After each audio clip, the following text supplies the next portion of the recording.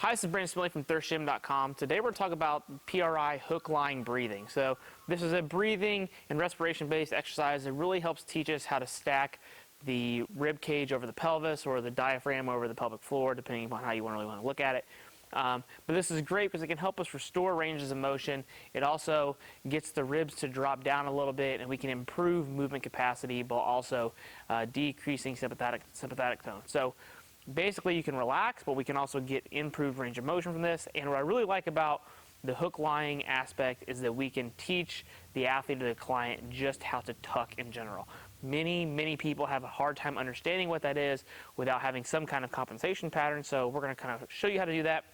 We like to start many of our clients with the hook lying position because it is a good reference tool. You get some good feedback from the ground in terms of where your positioning should be for your pelvis and for your rib cage. So I would suggest getting some kind of object you're going to be able to put between your knees. We have these little small balls. You can use a yoga block. You can use anything like a foam roller, something relatively small, just so that we can maintain some tension on the adductors and keep everything kind of internally rotated, which is going to let us benefit from this breathing drill from what we're trying to accomplish with it. So we're going to start off on our back, and I really like to just, when I'm talking to kids and clients, almost most people know what like a sit-up or a crunch is. So I want to tell them we're going to start in like a sit-up or crunch position. All right, and then we're going to take that ball or object that you have, we're going to put it in between our knees here. I'm going to turn sideways just a little bit. And then to start, I just have the athlete or the client put their hands on the rib cage. That way, if they are extended, you know, kind of like me, they can kind of get a feel for that immediately without even really knowing it. And then I want them to feel their whole foot on the ground.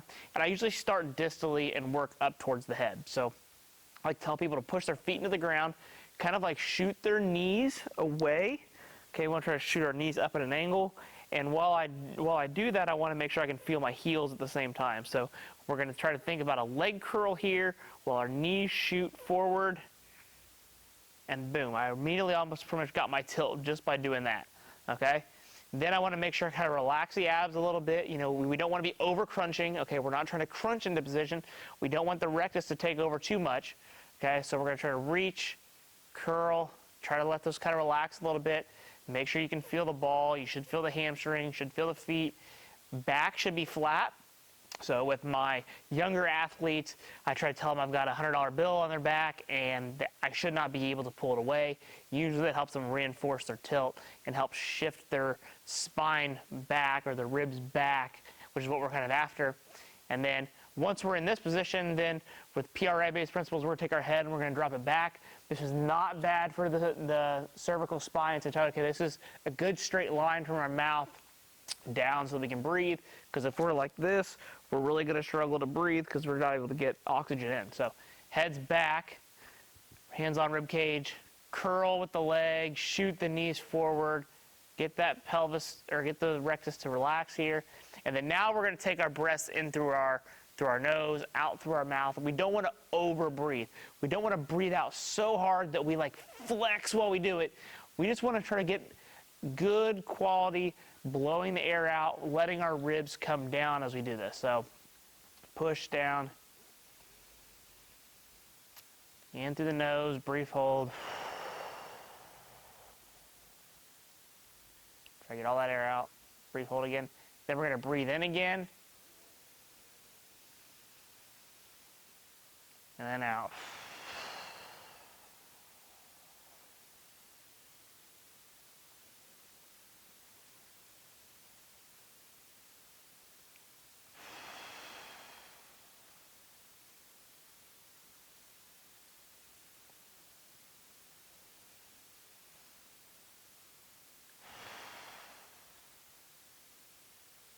And as your client breathes out, or you don't like the hands on the rib cage, you should be able to feel the ribs internally rotate, come down. You should feel the abs begin to relax even more. Hamstrings are still working, but you should feel like you're more relaxed in that position. So that's all there is to it. It's going to be a little more difficult to find some of your positions. People that have no idea how to tilt their pelvis, get their ribs come down, all that kind of stuff. There is going to be some learning curve for some people, especially if they're really, really limited. But I do think this is a great way to get that ground feedback for most of your clients and your athletes. Generally, just the way we perform this in our facility, we usually have our athlete do 5 breaths before training, 5 breaths after training. While I would love to do more sets and reps, we have to be cognizant of the time that we've got in the facility, and sometimes our time can be spent doing other things, and also we can also build in other breathing stuff during rest, during some of our bigger compound movements if we have to.